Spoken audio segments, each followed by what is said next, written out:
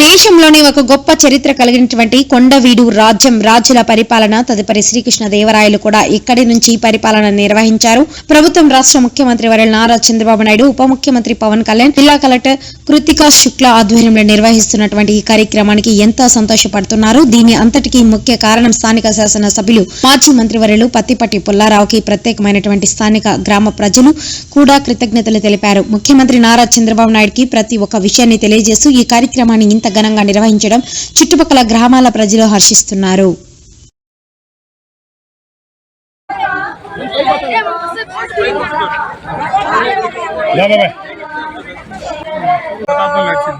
ఈ రెడ్డి రాజులప్పుడు నడిపించిన చరిత్ర అయితే గత కొద్ది కాలంగా అది మరుగున పడి గుప్త నిధుల కోసం తవ్వకాల్లో ఉన్న దీన్ని మళ్ళీ 2014 నుంచి పుల్లారావు గారు దీన్ని పూనుకొని దీని గొప్పతనాన్ని బయటకు తీసుకురావాలి అనే ప్రధాన ఉద్దేశంతో అన్ని డిపార్ట్మెంట్ని కోఆర్డినేషన్ చేసుకొని దీంట్లో ఒక డిపార్ట్మెంట్ కాదు, ఒక విధానం కాదు, అన్ని డిపార్ట్మెంట్ ఆర్ఎన్బిలో రోడ్లు వేసాం, పంచాయతీరాజ్లో మెట్లు కట్టాం, ఇరిగేషన్లో చెరువులు చేసాం, అట్లే ఫారెస్ట్ లో ఈ నగర వనాలు చేసాము.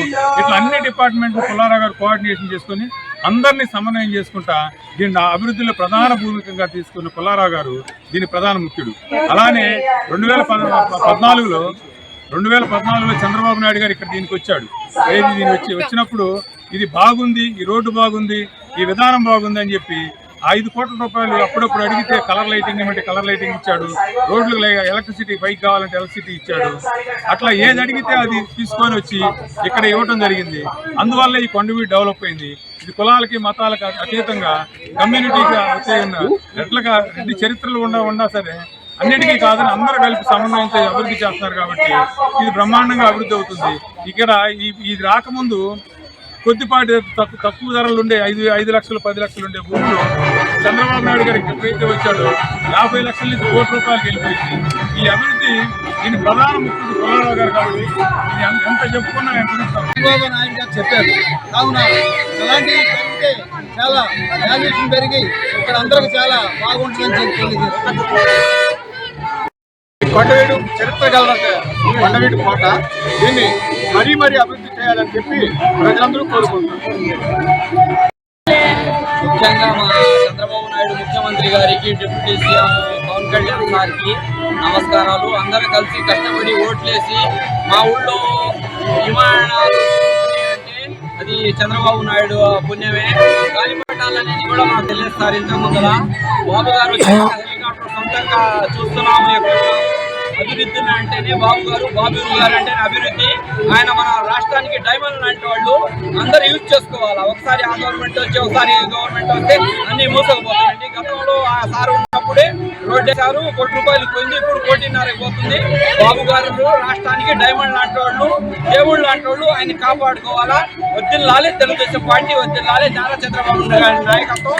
అన్ని కులాలకి మతాలకి మసీదు ఉంది, రామాలయం ఉంది, శివాలయం ఉంది, ఇస్కాన్ టెంపుల్ ఉంది, లక్ష్మీనరసింహస్వామి గుడి ఉంది. అన్నిటికీ ఆయన డెవలప్ చేస్తున్నారు. ఆయన కలియుగ దేవుడు. ఏది చంద్రబాబు నాయుడు గారు అంటే రాష్ట్ర ప్రజలు ఏం చేస్తున్నాడు? రాక్షసి పాలన చేస్తున్నారు. ఆయన చీరుస్తాం తప్ప ఏం చేయలేదు. అప్పుడు కూడా బాబు గారు తిరుపతి రోడ్డు లాగేశారు, ఇప్పుడు కూడా తిరుపతి రోడ్డు లాగేశారు. మళ్ళీ బాబు గారు వస్తే మా పిల్లల భవిష్యత్తు, మా భవిష్యత్తు డైమండ్ లైఫ్ అయితే ఉంది సార్. ఆయనకి మా అందరి చేతిలో ఉంది. మేము మా కాడ బిత్తరుండి మళ్ళీ దొంగను తెచ్చామనుకోండి మళ్ళీ వెనక్కపోయింది. అందుకనే డైమండ్ లైఫ్ అందరి భవిష్యత్తు గురించి ఆలోచించండి. అంతా డెవలప్ అయింది. ఇవాళ గాలిపటాలంటే కూడా తెలియదు సార్. మేము ₹100 ₹2కి గాలిపటాలు ఎక్కడేస్తేనే బాగా సంతోషపరిచేవాళ్ళం. అలాంటిది హెలికాప్టర్లు ఎక్కడానికి కూడా పర్మిషన్ ఇచ్చారు. హెలికాప్టర్ కూడా చూస్తున్నాం. ఈ మాట స్వచ్ఛంగా చెబుతున్నాను, ప్రమాణం పూర్తిగా చెబుతున్నా, పురాణ సాక్షిగా. బాబు గారే రాష్ట్రానికి కావాలి. అప్పుడు నడిపించారు. మధ్య మన భవిష్యత్తు ఆయనే బాగా చూస్తారని ధన్యవాదాలు తెలుపుతున్నా సార్.